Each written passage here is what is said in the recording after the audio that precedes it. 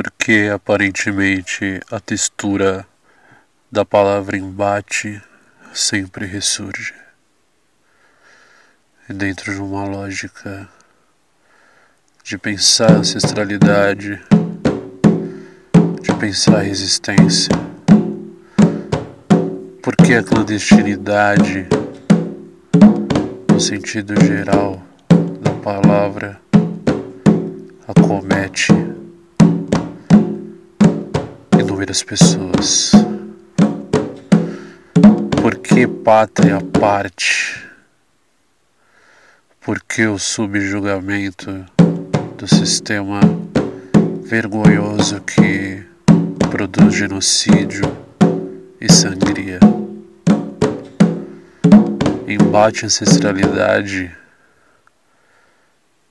é além de qualquer vaga ideologia.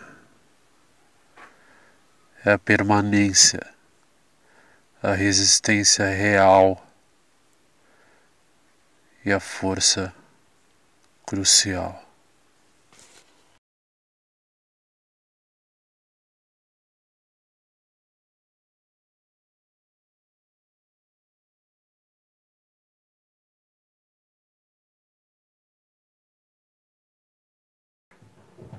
Olá, eu sou a Natália Matos, vocalista da Punho de Maim, e nós vamos começar o debate Embate e Ancestralidade.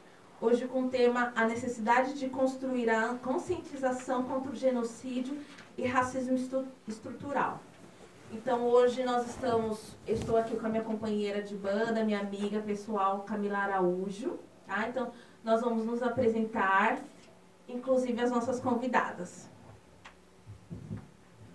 Olá pessoal, eu sou a Camila Araújo, guitarrista da Punho de Maim, e sócio proprietária aqui da Fan House Studio Bar também, um lugar que preza pela cultura também e sempre está procurando fazer esse tipo de debate, que é muito importante para a nossa cidade aqui e para toda a região, né?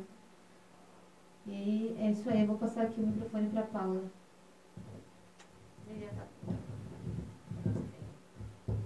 Oi, eu sou a Paula Macedo, formada em Direito, e fui convidada aqui pelas minhas amigas para fazer parte desse grupo aqui e falar um pouco sobre a parte jurídica relacionada ao racismo. Olá, meu nome é Catiara Oliveira, eu sou militante da organização Quilombagem, sou articuladora da Rede de Proteção e Resistência ao Genocídio aqui da região do ABC e estamos aí para contribuir nessa discussão e também para somar aí nas lutas aqui nesse espaço de resistência com essas mulheres maravilhosas. Obrigada aí pelo convite. A gente que agradece aí essa oportunidade de estarmos todas juntas aí, podendo debater e construir uma nova discussão, né? Para a sociedade, principalmente para nós, pessoas pretas. Né? E eu quero começar com um texto que eu participei desse zine aqui, de Sangue Preto, falando que conta um pouco da história da criação da Polícia Militar. Desde a criação da Polícia Militar, sabemos para que e para quem ela é nociva. Mais que isso, com o passar das décadas, chegando aos dias atuais, confirmamos a partir de repetidos fatos violentos com que intuito ela age. A PM surgiu em 1809, na cidade do Rio de Janeiro, a fim de proteger a família real, que chegava fugida do Brasil após uma invasão francesa em Portugal. À época, haviam rumores que uma possível revolução escrava e era preciso proteger a monarquia e os grandes produtores de café e açúcar, pois eles tinham medo de que acontecesse uma revolta em proporções semelhantes à revolta que ocorreu no Haiti, que ocorreu anos antes. Ou seja, a polícia foi fundada para atender às necessidades exclusivas dos ricos colonizadores e não para o povo. A própria simbologia no escudo da PM, que é a coroa, um ramo de café e um outro ramo de açúcar, retrata bem os interesses da realeza daquela época e da elite de hoje também. Haja vista que a população brasileira, majoritariamente negra, não é retratada pela instituição em nenhum momento. Historicamente, além da violência sofrida nas senzalas pelos senhores, existia repressão nas ruas para com os considerados subversivos, os quais poderiam ser abolicionistas, alforriados, capoeiristas, quitandeiras ou qualquer outra pessoa que cometer algum delito de fato. Contemporaneamente, conhecemos bem os abusos proporcionados pela Polícia Militar e as orientações específicas nas corporações para reprimir e matar os que fogem do padrão entendido como apropriado. É fato comprovado que os impactos da opressão da polícia no Brasil são sentidos e realizados desde sempre. Não é à toa que aparecemos sempre nos maiores índices mundiais de violência policial. A diferença do passado para o nosso presente é que hoje as ocorrências violentas são filmadas, fotografadas, registradas e divulgadas a toda a sociedade que agora se propõe ao menos a questionar tais atitudes. Diante dessa problemática, como criar políticas públicas de segurança que abarquem toda a população, se uma grande parcela dela, leia-se os pobres e pretos, não interessa a própria polícia defender? Como faremos para sobreviver em um Estado que não nos representa e não nos reconhece? Então, esse texto aqui eu fiz para o Zine Sangue Preto, né? Então, tem a participação de várias bandas com representatividade LGBT, representatividade preta, representatividade feminina. Bom? E para atualizar os dados desse primeiro semestre de 2020, tá? Uma reportagem aí da fonte Globo.com, 3.148 pessoas vítimas de ações policiais nesse primeiro semestre. Um aumento de 7% em relação ao mesmo período do ano passado, sendo que quase metade dos estados brasileiros não divulga a raça das pessoas mortas pela polícia. Então, mais de 40% dos mortos estão com a raça não especificada nas ocorrências. Então, considerando apenas os casos disponibilizados de certa forma completo, os dados apontam que mais de 75% das pessoas assassinadas pela Polícia Militar são pessoas negras. Então, a partir daí, a gente já começa a nossa discussão sobre. Né? Então, primeiramente, eu queria pedir para a Paula nos falar primeiro qual é a diferença entre racismo, injúria racial e quais são as leis que são pautadas, né, para isso. A diferença da injúria racial com o racismo: a injúria racial constitui ofender alguém referente à sua cor, raça, etnia, direcionado à pessoa, tá? Ela tem tipicidade jurídica prevista no artigo 140 do Código Penal. Tem pena de reclusão de 1 a 6 meses ou multa. Já o racismo constitui a ofender a coletividade, discriminando toda a raça na integralidade. Tá? Ela tem amparo na Lei 7.716 de 89, e o próprio artigo da Constituição Federal, o artigo 5º, né, relata que é um crime inafiançável, imprescritível. E é importante ressaltar que hoje em dia também o crime de injúria racial tem amparo também referente a esse artigo e se tornou um crime imprescritível e inafiançável. Com o decorrer de tudo, como essas leis não eram bem aplicadas, tem a lei, foi criado o Estatuto da Igualdade Racial, tá? Para dar mais ênfase, isso em 2010, né? que o intuito visava garantir à população negra a efetivação da igualdade, as oportunidades, né? Definindo os direitos éticos, individuais, coletivos e difusos, combatendo a discriminação e as demais formas de intolerância étnica. Eu acho importante dizer essa diferença entre injúria racial e racismo, porque ainda existem pessoas que não sabem diferenciar, né? Quando é um ataque individual ou quando é um ataque coletivo. Né? Que existem formas e formas para que possamos buscar e basear na legislação. Catiara, o que levou à construção desse movimento, né, da rede de proteção contra o genocídio? E quanto tempo existe essa rede e de que forma o coletivo atua? Eu também queria que você complementasse com alguns casos principais, assim. Não precisa dizer o nome, porque eu sei que muitas coisas precisam estar sigilosas, mas assim, alguns casos assim que a mídia, que ganhou mídia. Bom, a primeira pergunta é antes de como a rede surgiu, era o que levou à construção desse movimento? O que vem antes da rede é o que inspira o surgimento da rede, né? A rede, ela acontece, é fundada num terceiro dia de encontro num seminário internacional contra o juvenicídio.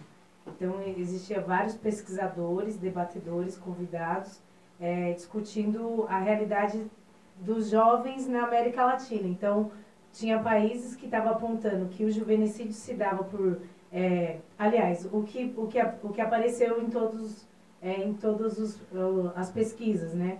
Que o jovem na América Latina morre ou pela omissão do Estado, ou pelo próprio Estado ser quem massacra, né? Quem comete a execução, e também a ausência de políticas públicas para combater a desigualdade social, onde leva muitos jovens irem para a criminalidade. Então, alguns lugares que chamam Las Maras, né, eram muitas mortes causadas por gangues, disputa de território.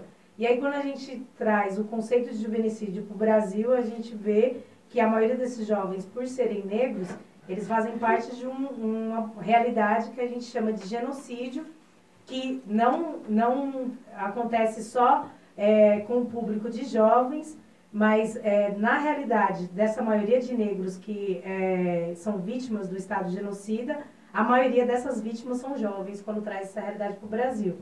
Então, nesse seminário internacional de 3 dias, 2 dias foi dentro da Faculdade de Direito da USP, foi a iniciativa de uma professora universitária, que traz essa discussão, e no terceiro dia um pacto de criação de uma rede com mães presentes, né, o Mães de Movimento, Mães de Luto da Zona Leste, com militantes de diversos movimentos sociais, ONGs, com trabalhadores que têm esse público, né, de jovens, de diversas ONGs também. E aí, nesse pacto da criação da rede, a gente entende o seguinte, que a gente precisa se conhecer, a gente precisa estar junto para, quando o bicho pegar, saber com quem contar, para tentar garantir um mínimo de proteção para que aquele território consiga resistir. Então, por que a proteção, a rede entende como um princípio importante, né, da nossa atuação? Porque a violência policial, ela gera medo. O medo gera o silenciamento. E o silenciamento leva a uma banalização, né? Já basta a sociedade racista, que naturaliza o território, leva uma... Assim, acontece tanto, né? Aqui a gente está acostumado, né? A gente ouve essa palavra, estamos acostumados. Então, foi para garantir a visibilidade da violência de Estado, que a rede surge, para que os territórios consigam se articular para garantir uma proteção, né? Então, essa proteção ela se dá com estratégias locais, com casos de tortura, prisões forjadas e execuções. São as principais demandas que a rede trabalha. A gente não dá conta de outras violências, porque, inclusive, você falou de uns dados do aumento, né? Na pandemia aumentou muito Sim. a correria para a gente. A gente surge, eu acho importante, se puder dispor o link, a campanha Fala Quebrada surge em abril, porque a gente já estava prevendo uma possibilidade de aumento de violência com a desculpa de combate ao Covid. Porque aí quando a gente entra na legislação, existe uma desculpa desde 2006, que os dados mostram o aumento do genocídio. A partir de 2006, a gente tem um massacre aí de maio, com a lei de drogas, que é de 2006. Então, existe uma criminalização da quebrada, da periferia, existe a criminalização das drogas como uma desculpa para encarcerar nosso povo, e existe o racismo que naturaliza toda essa desigualdade racial que a gente não se vê, né, nos cargos bons de empresa, né, de lideranças, não se vê na mídia, não se vê em vários, não acesso aos direitos mínimos, mas a gente se vê nessas estatísticas sangrentas e da morte, que é importante sempre ressaltar que nosso povo sempre resistiu, mas com o Estado que coloca todo o aparato, toda a força, né, e ainda vem com a mídia que traz uma narrativa que criminaliza, fica difícil para as pessoas reagirem. Então a rede surge como uma possibilidade de proteção e resistência para as quebradas. E a gente vai encontrando formas de resistir e coexistir, né, diante desse sistema, desse racismo estrutural, porque isso afeta em todos os departamentos, em todos os setores da nossa vida. Não só na periferia, mas você consegue alcançar esse racismo estrutural dentro das empresas, no seu relacionamento amoroso, em todos os âmbitos, né? Então, é uma coisa que nos cerca violentamente. Há séculos. E há quanto tempo existe a rede de proteção? Ela atua somente no ABC ou no estado de São Paulo, ou é nível nacional? A rede existe há 3 anos, né? Ela surge em junho de 2017. Como eu disse no início, nesse seminário, 2 dias foi dentro da Faculdade de Direito da USP. No 3º dia foi na comunidade de samba de Sapopemba, que é uma região violenta e que lá já tinha um trabalho, que é o pessoal do SEDECA, de direitos humanos, né? Que está ali na quebrada de Sapopemba. E aí, nesse pacto, a gente pensa na importância de estar articulando os territórios no estado de São Paulo, porque a polícia é organizada a nível de estado e a gente pensou em criar uma rede que ela esteja conectada dentro de uma mesma lógica de estratégias, de ações, né? Então, por exemplo, um caso recente de São José dos Campos, uma execução de um adolescente autista muito querido, levou a mais de 300 jovens se organizar para fazer o protesto, e aí pós o protesto tem as questões de ameaça, intimidações, e aí o movimento ele não se encerra para fazer a denúncia e nem só para dar visibilidade, a gente coloca na mídia, mas tem todo um acolhimento da família e uma coisa de enredar, a gente usa essa palavra, né, enredar os movimentos da comunidade ali da região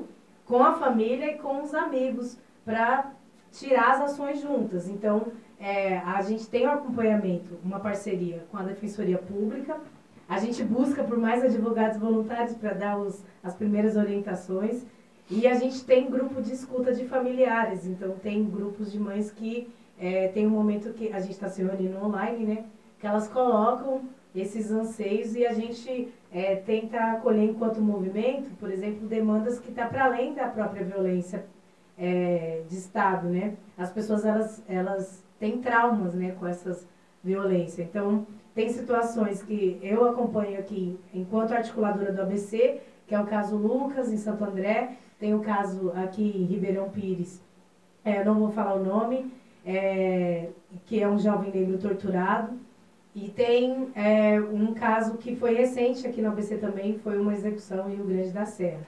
Então, só para ter uma ideia que o ABC é muito grande, mas essas violências elas ficam invisibilizadas justamente porque as pessoas não sabem o que fazer depois que ocorre, né? E aí, você tinha perguntado quando surgiu, isso. Então, a gente tem 3 anos, é um bebê que a gente está A gente busca coletivamente o aprimoramento, a estrutura da rede, né, para atuar com os casos com uma estratégia mais assertiva, vamos dizer. Por isso que a gente tem um grupo de trabalho dentro do Ministério Público que cobra, porque está na Constituição Federal desde 88, a fiscalização da atividade policial, e ela nunca saiu do papel. Então, a gente tensiona eles, a gente não acredita no Estado, mas a gente cobra do Estado que eles criem uma promotoria para fiscalizar a polícia, porque é isso, né? A gente não pode pagar imposto para assassino andar na rua, dizer que está fazendo proteção, né? Assassinos fardados, né? Exato. Mas acho que minimamente o que nós precisamos fazer é cobrar. É cobrar. Porque se tem algo que é garantido pela Constituição de 88, a gente precisa ir atrás para cobrar. Não só essas situações, como N outras, né? Como os direitos iguais, Direitos moradia, iguais, direito à moradia, saúde, a tá questão tudo lá, ambiental, tudo. É antiga, é velha, mas, gente, é minimamente o que um cidadão precisa tá ali. Tá? Eu queria primeiro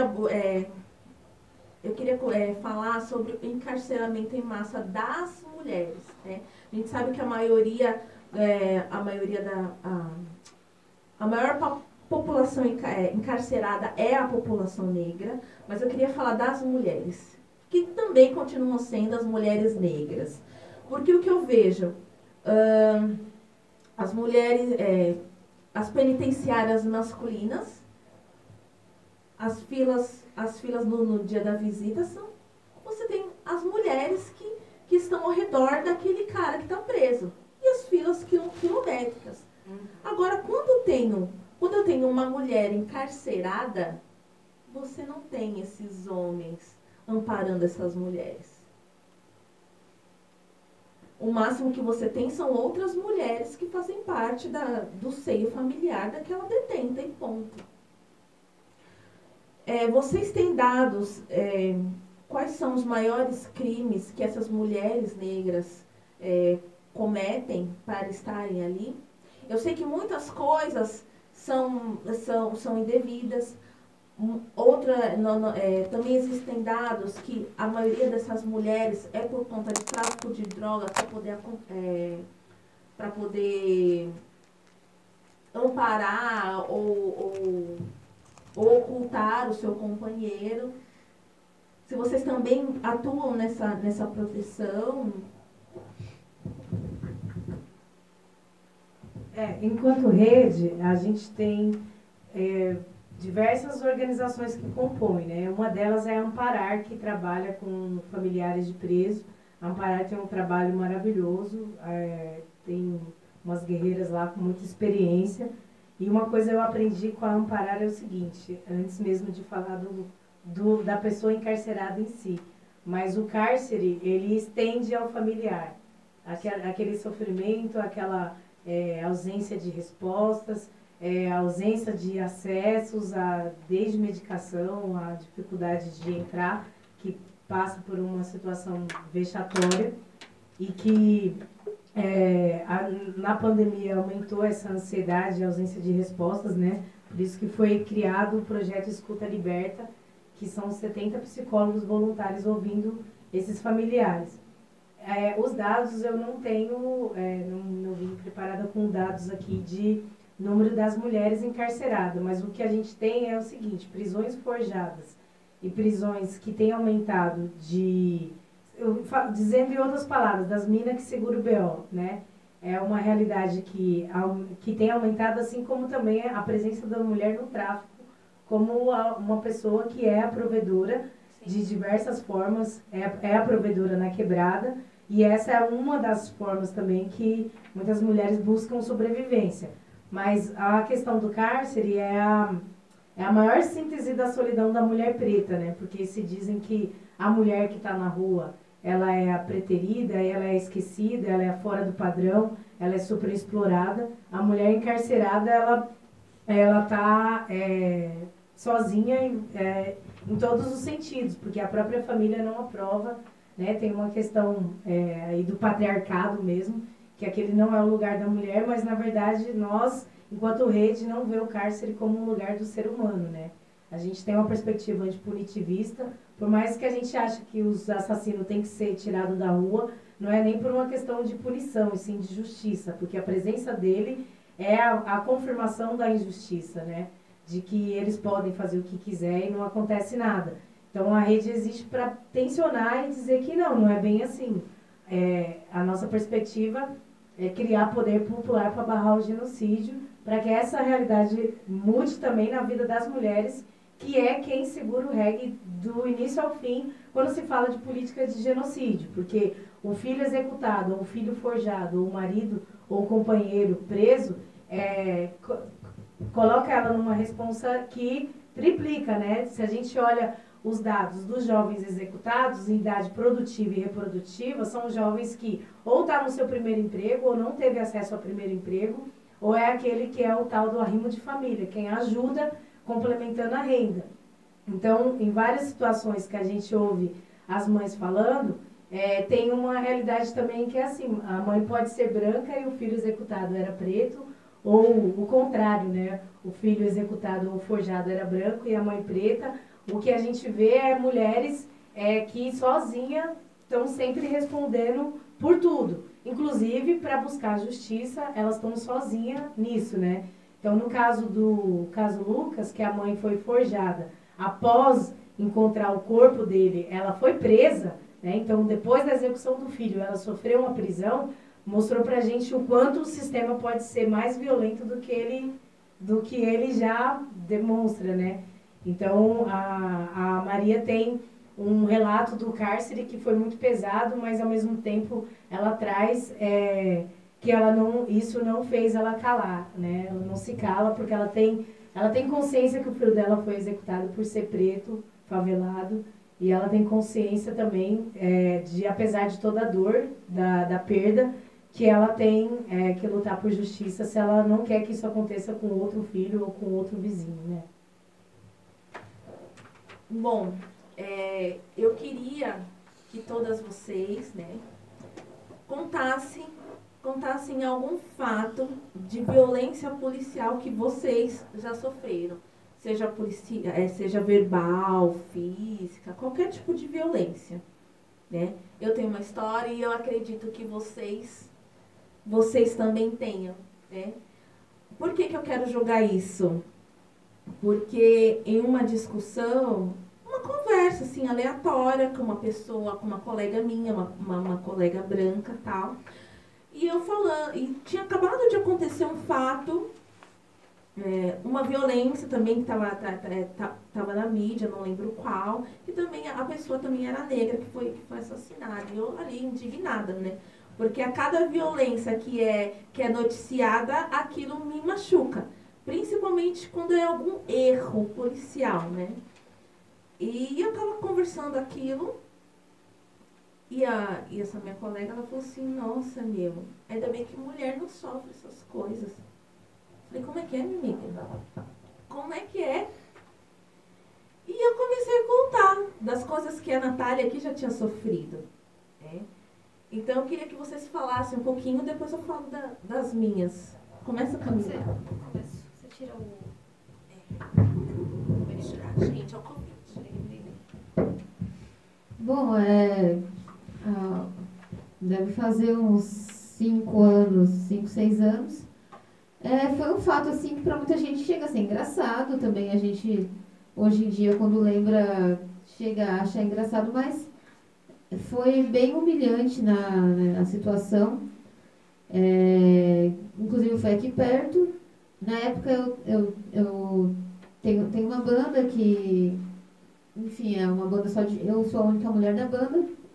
E na época o vocalista e o baterista também eram negros. Agora a gente está com uma formação diferente da época. E a gente estava numa praça aqui perto, bem próximo ao estúdio que a gente ensaiava. E junto com a gente estavam mais 3 amigos, também todos negros, andando de skate na praça, enfim, esperando o último integrante chegar. Que, por sinal, o último integrante que faltava chegar era branco. E na hora ele não estava.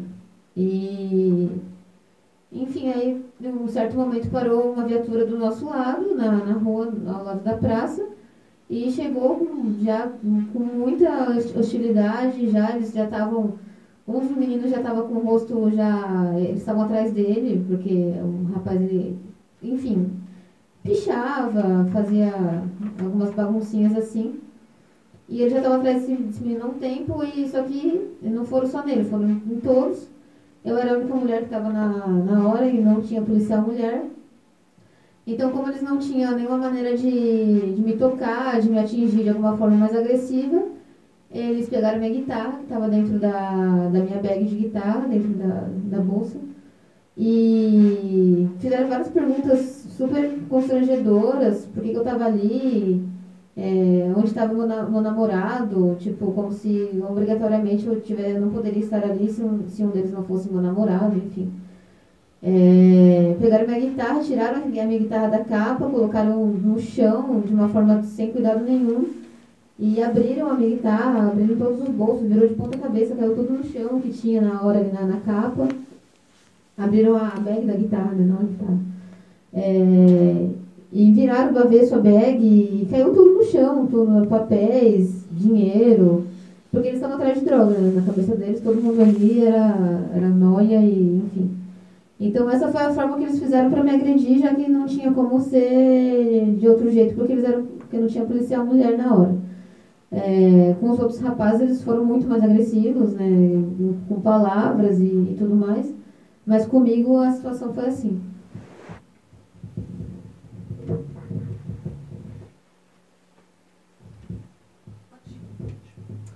Bom,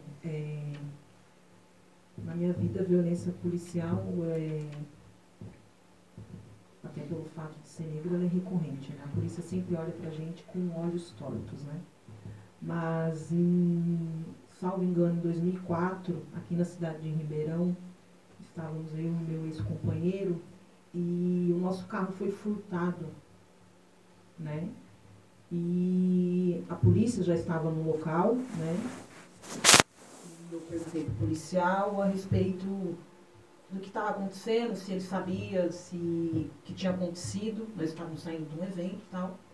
E falou assim que tinha recebido uma chamada de que um veículo estava sendo furtado. Falei, esse veículo tal é meu, né? Meu e do meu companheiro. Acontece que o meu companheiro exaltado, meu ex-companheiro meio exaltado, acabou questionando eles, por eles serem estatutários, por que eles não estavam tomando conta do nosso bem, etc, etc e tal. E naquele momento ele foi agredido por um policial militar. Ele apanhou, né? Nós estávamos na noite, a gente não era pessoas do bem, né? Nós estávamos na noite. E ele apanhou e naquele momento o policial sacou o revólver e enfiou na boca dele. Eu, desesperada, né, fui pra cima do policial pra ele tirar aquilo dele, né. E ele deu um empurrão que outro policial acabou me segurando, porque senão eu teria caído e teria me machucado. Por fim, a nossa intenção era fazer o boletim de ocorrência em relação ao furto, porque a gente sabe que se a gente for fazer um boletim de ocorrência em relação à agressão policial, vai ficar por isso mesmo. E nós fomos até a delegacia a pé, e eles andando com o carro deles, o famoso potão, né? Intimidando a gente. Lá vocês não vão conseguir fazer o BO, lá vocês não vão conseguir fazer o BO, vão embora para a cidade de vocês, seus vagabundos. E nós fomos até a delegacia. Em resumo, nós não conseguimos fazer o boletim de ocorrência aqui na cidade de Ribeirão, né? E acabamos fazendo na cidade que a gente morava, e por fim acabamos achando o carro e tal, mas assim, a polícia ela pinta e borda com qualquer pessoa, né? Naquele momento eu tive muito medo, porque estávamos na madrugada e nós poderíamos ser mortos a qualquer momento, né? Não sei o porquê não aconteceu, enfim, foi isso que aconteceu.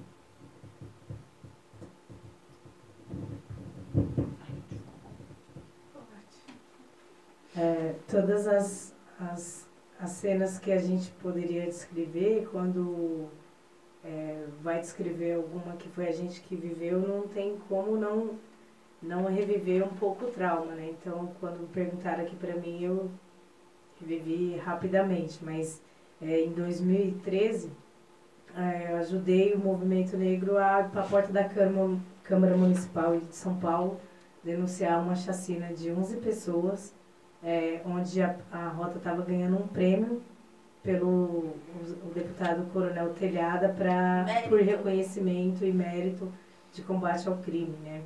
E aí nessa chacina de 11 pessoas, que são 11 famílias lamentando as perdas, a gente estava num ato com um objetivo de denunciar o genocídio. Como a votação era nesse dia, a gente pensou em denunciar na Câmara, né? E aí encerrou o ato, todo mundo foi embora junto, cantamos Marcha Fúnebre Prossegue em frente ao Teatro Municipal, com várias madames saindo da ópera, segurando a bolsa, com medo da gente.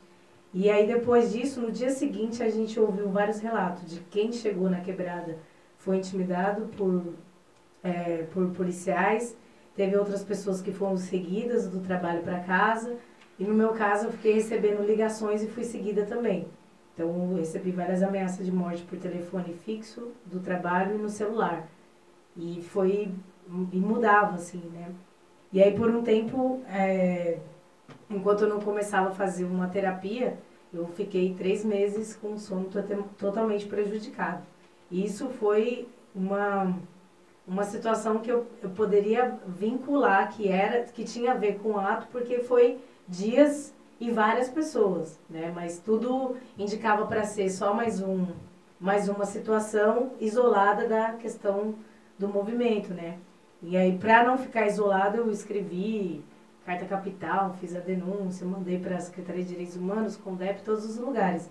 Aí, quando você fala que fazer o BO não daria em nada, é justamente por isso que a rede existe. Quando a gente fala que a gente precisa de advogados voluntários, é para a primeira orientação. É para não chegar sozinho numa delegacia na hora de fazer o BO, porque vai ser a prova que a gente vai usar depois para poder pressionar as instituições. Então, por exemplo, a corregedoria, se for lá, você só se expõe. Então, qual o caminho, né? A nossa estratégia é, primeiro, formaliza a denúncia. Então, no caso, a gente tem a fala quebrada, que pode denunciar anonimamente ou se identificando, e aquilo ali vai gerar dados para a gente, que trabalha com pesquisa geográfica, para mapear os batalhões e entender como eles agem em cada território. Mas outras informações é para passar para o Ministério Público, pressionar a Ouvidoria Geral das Polícias, e a Ouvidoria fiscaliza a Corregedoria. Ou seja, a gente faz os caras trabalhar, que é para isso que eles existem. Por outro lado, a estratégia local para a gente é a mais rica. Então, é na quebrada, é tornar visível, dar visibilidade àquela violência. Quando aconteceu comigo, não existia rede. E também era uma luta que estava vinculada ao Comitê contra o Genocídio da Juventude Negra, que era vários coletivos. A gente teve a experiência do Tribunal Popular, que era o Estado no banco dos réus e os movimentos sociais julgando o Estado. Foi uma experiência de movimento também que envolvia vários movimentos.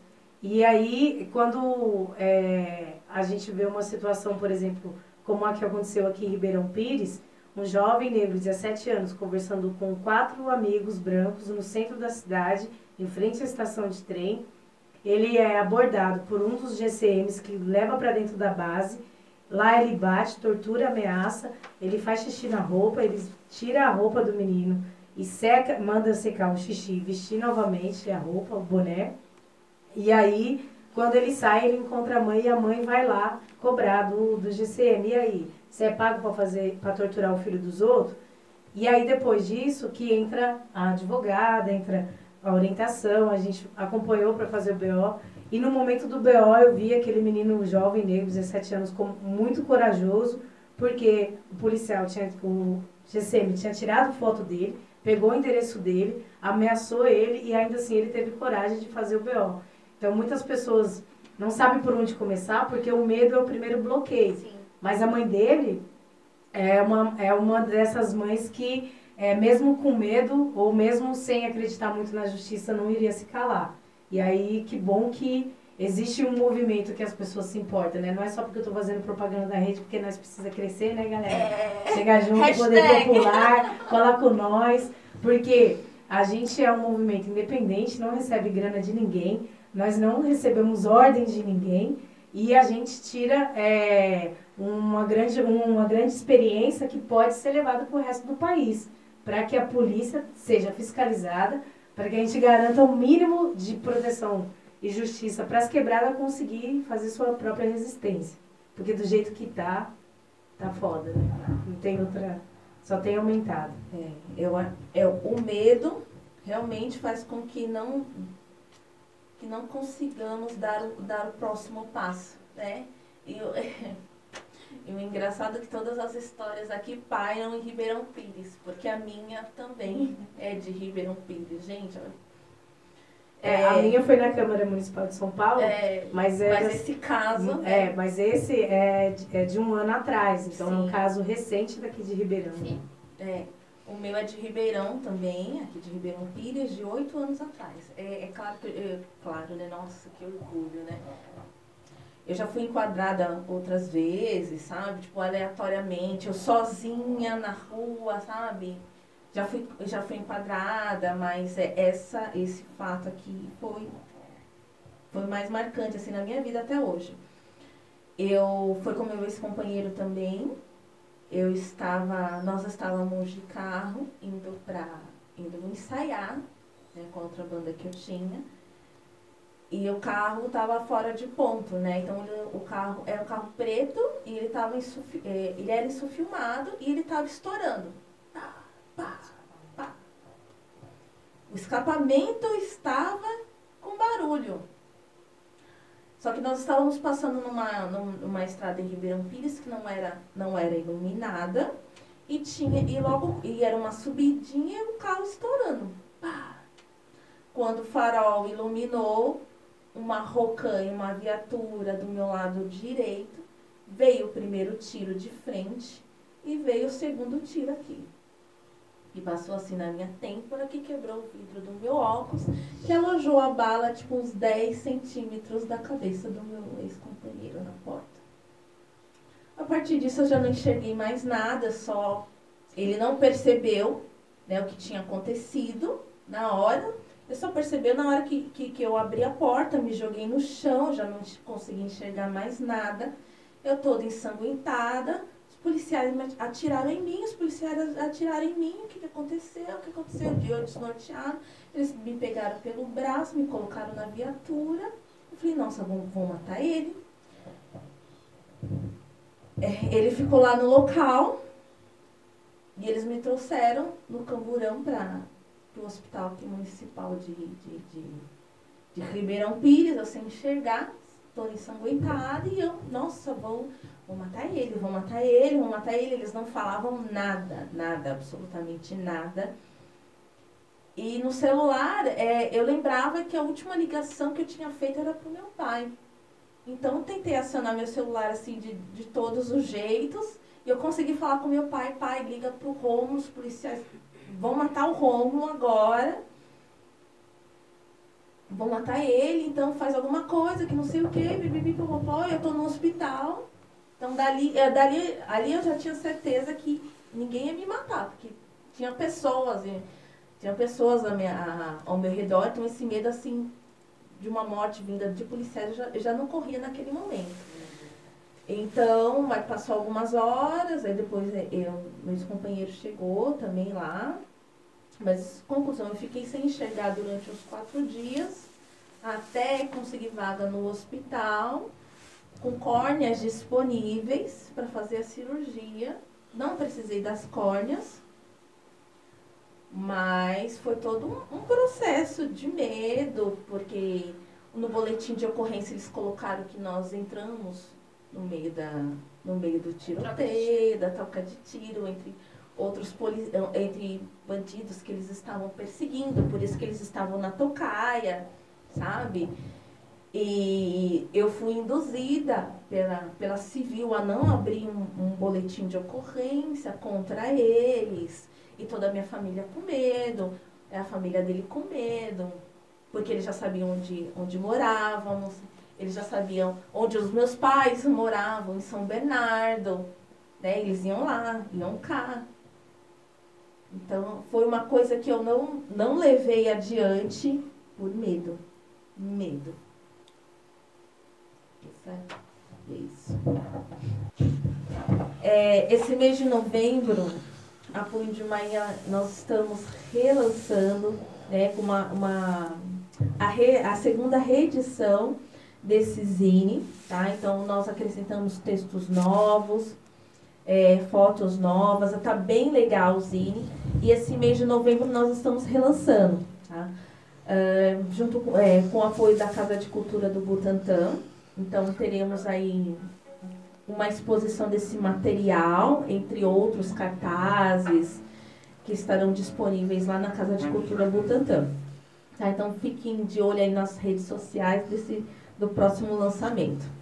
E a Camila e eu, nós gostaríamos de fazer um acústico, né, de 3 sons bem curtinhos e poder falar um pouco deles, né? Então, o primeiro som é Direitos Violados.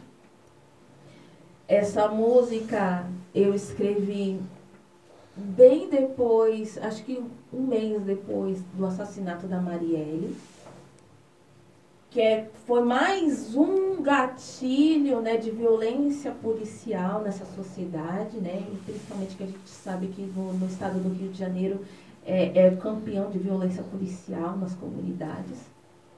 Então é isso. Direitos violados.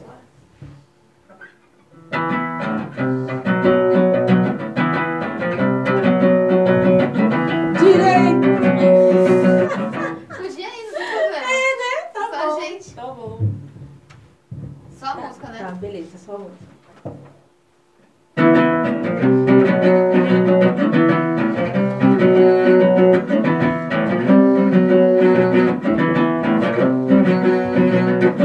Direitos são violados, fome e miséria, maus tratos, vão te fazer marginal, não vão te tornar um igual.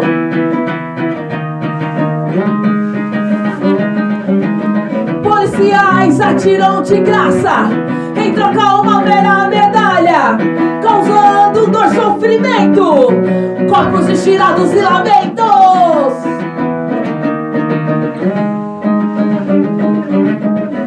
Arrasta, humilha, maltrata, açoites, grilhões e muralhas, esconde, atira e ressurge, diante da lei não assume.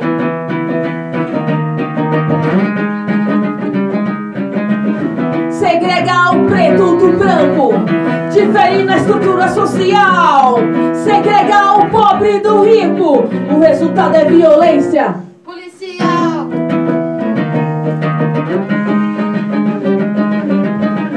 João, Maria e José, todos perderam sua fé, vítimas do Estado fascista, mais um número, mais uma milícia.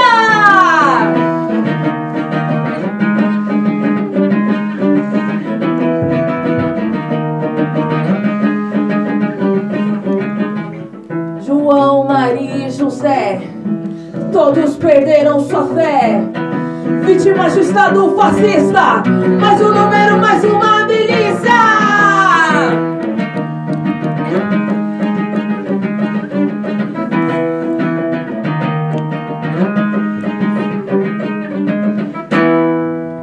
Essa música tem um trechinho que também lembra a Cláudia, que foi arrastada pela polícia militar.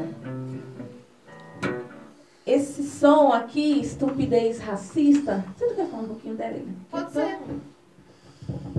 Esse som, né, estupidez racista, como eu digo, a música, o nome da música já fala por si só, de como é uma coisa ainda inconcebível, uma coisa estúpida. A gente ainda tem que, em pleno século XXI, conversar sobre racismo, tem que ainda debater, por uma coisa que realmente é inconcebível. A gente ter que passar por certas situações por causa de cor da pele, situações constrangedoras e passar situações hostis.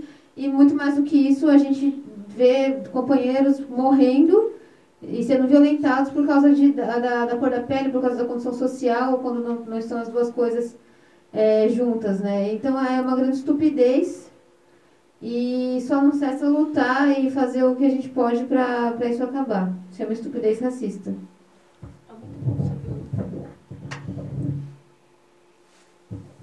Vai na caixa? Não, pode ser aqui também.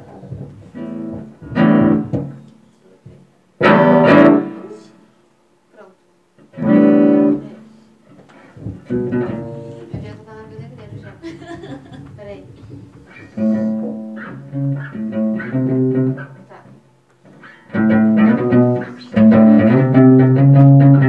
Nossa, gente, tocar tudo junto aí.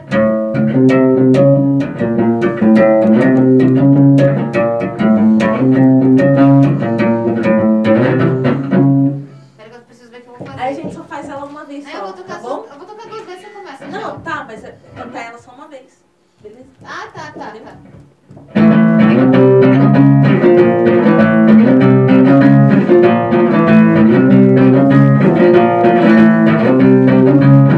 Racismo enrustido, racismo velador, discriminação e preconceito separador. Temos que enxergar, mudar a situação, enquanto a cor da pele como motivo de exclusão.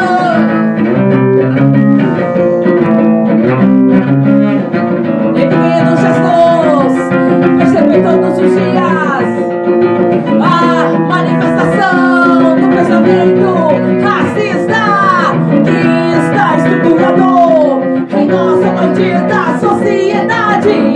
Estupidez enraizada desde outros tempos, enraizada desde outros tempos.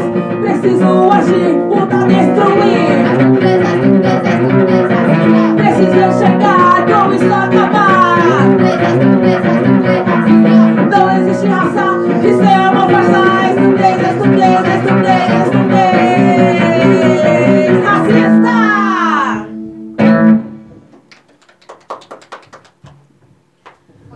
Bom, agora só para poder encerrar, a gente agradece aí a participação de todo mundo, então a gente vai levar só esse último som e depois, se vocês tiverem algumas palavras finais para engrandecer esse primeiro encontro, é bem-vindo, tá bom? Então a gente vai mandar aí Punho de Maim, que contamos a história, nós reverenciamos essa mulher que estava à frente, uma das pessoas que estava à frente da revolta dos malês, Luísa Maim.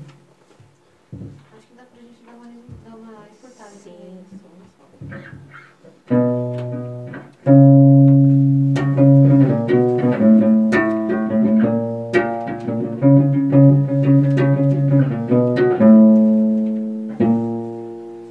punhos erguidos no ar, liberdade para pensar, o grito ecoa no ar, a bater para lutar.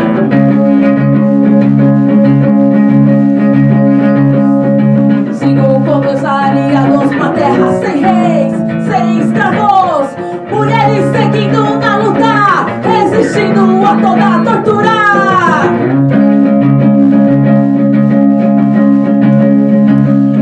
Revolta de grupo malês, lidando com quem já tem vez, com gritos de revolução, dizendo não à escravidão.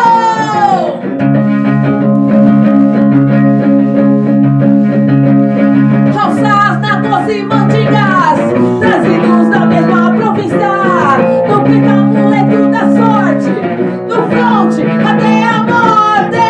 Punhos erguidos no ar, liberdade para pensar, o grito ecoa no ar, a você para lutar.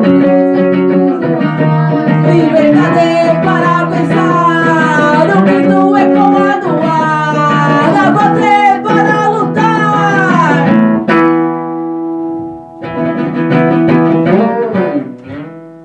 Então, gente, obrigada aí por pela participação de todo mundo, né? Espero que vocês acessem os links que nós vamos disponibilizar para vocês acessarem, tanto a página da banda, quanto a rede de proteção, no escritório onde a Paula trabalha, tá bom? Muito obrigada pela participação de todo mundo. Agradece. Queria agradecer também ao convite da Casa de Cultura, a presença da Paula, da Cati, somaram muito, demais mesmo. E aos meus companheiros aqui também da Punho, sempre agradeço sempre.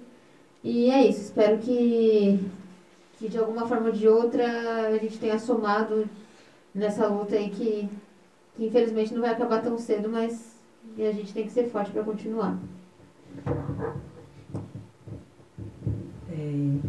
Eu agradeço, estou extremamente honrado de fazer parte aqui desse embate. Peço desculpas até pela minha falta de oratória, tá? Na verdade, eu vim aqui aprender com vocês, tá? Eu aprendo muito com vocês e é isso, tá? E no caso de sofrer racismo e injúria racial, procure o judiciário, não deixa passar, tá? Tem aqui o pessoal da rede, ela vai falar logo mais. Procure das meninas também, que elas também estão aí na luta. E se eu puder ajudar também, estou à disposição. E é isso. Valeu, Punho de Marinha aí, representando e resgatando a história ancestral da raiz preta aí, da música do rock, do punk rock. Somos continuidade daquilo que os nossos ancestrais encararam em outros tempos, outros desafios. E a gente tem um que é tentar estar articulado todas as quebradas aí para poder resistir à violência de Estado e também construir, criar poder popular para barrar o genocídio, porque nosso povo não é de baixar a cabeça. Procura a rede nas redes sociais, Rede de Proteção e Resistência ao Genocídio, no Face, no Insta, no Twitter e no YouTube. A gente vai lançar o nosso site, logo menos teremos novidades aí. E aí vocês vão saber pela página lá no Face. É nóis. Obrigada. Obrigada, gente. Obrigada ao Paulo aí, Paulo Tertuliano aí que está atrás das câmeras no áudio e vídeo. Valeu, gente.